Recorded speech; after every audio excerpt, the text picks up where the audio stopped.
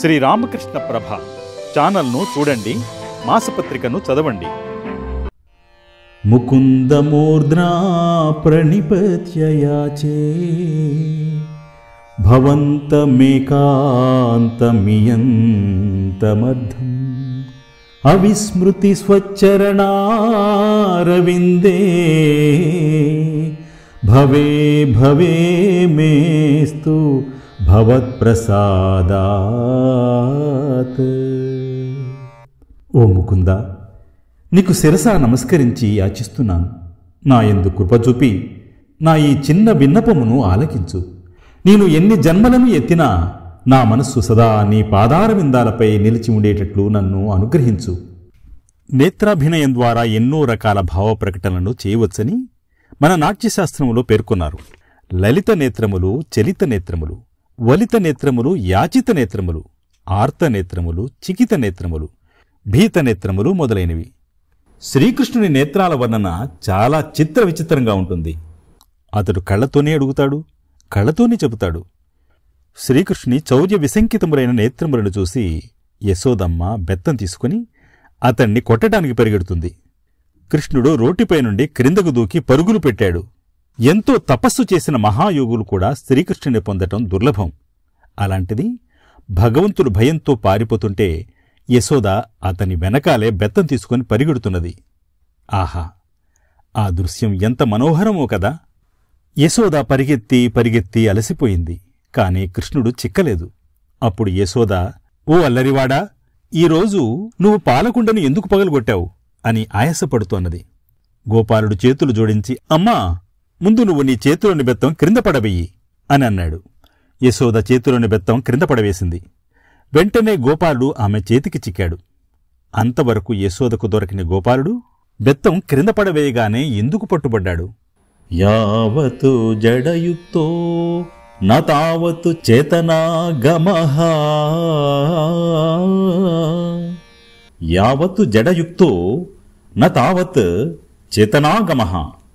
చేతిలో జడవస్తు అంటే మనస్సులో ప్రాపంచిక విషయాలు ఉన్నంతవరకు చేతనం అంటే భగవంతుడు లభించడు. ఇప్పుడైతే యశోదమ్మ జడవస్తువును వదిలిందో అప్పుడు చైతన్య స్వరూపుడైన కృష్ణుడు ఆమె వశమయ్యాడు. యశోద కృష్ణుణ్ణి త్రాడుతో రోటికి కట్టడానికి ప్రయత్నించినప్పుడల్లా ఆ త్రాడు 1 అంగుళం తక్కువ పడుతుంది. విచిత్రం ఏమిటంటే కృష్ణుడి నడుము పెరగలేదు, త్రాడు తరగలేదు. కాని అతన్ని బంధించడం మాత్రం యశోదకు సాధ్యం కావటం లేదు. ఎందుకంటే కృష్ణుడిని నేను బంధించగలను అనే అహంకారం యశోదలో ఉంది. అందువల్ల కృష్ణుడికి యశోద 1 అంగుళం దూరంలో ఉంటే కృష్ణుడు కూడా యశోదకు మరో అంగుళం దూరమయ్యేవాడు. ఇలా కృష్ణుని బంధించడానికి ప్రయత్నించిన యశోద అలసిపోయింది.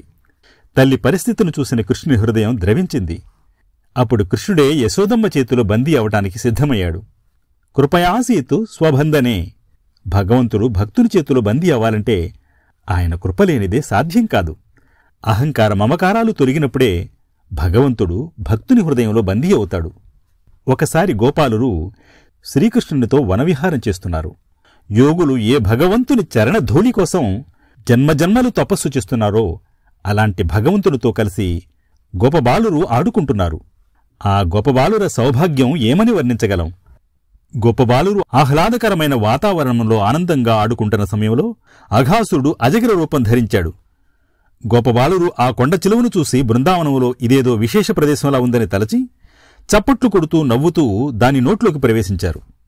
మృత్యుముఖంలోకి వెళ్లిన గోపబాలురను రక్షించాలని కృష్ణుడు, నా భక్తులు పాపముఖంలో పడినా సరే అక్కడి నుండి వాళ్లను రక్షించడమే నా కర్తవ్యం అని నిశ్చయించుకున్నాడు.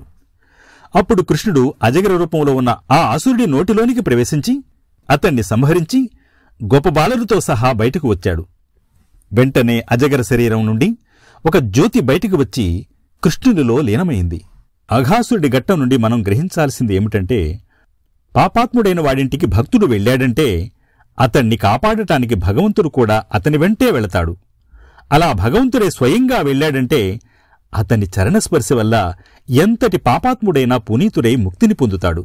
చరణ రజ మహిమామై జానీ యాహి చరణ సే గంగా ప్రగటి భగీరథ కుల తరణీ चरण रज महिमा मैं जानी। या हे चरण से अहल्या उधरी गौतम की पटरानी। या हे चरण से विप्रसुधामा। या हे चरण से विप्रसुधामा कांचन धाम दिन्हे। चरण रज महिमा मैं जानी मैं जानी। ओम नमो भगवते रामकृष्णाय।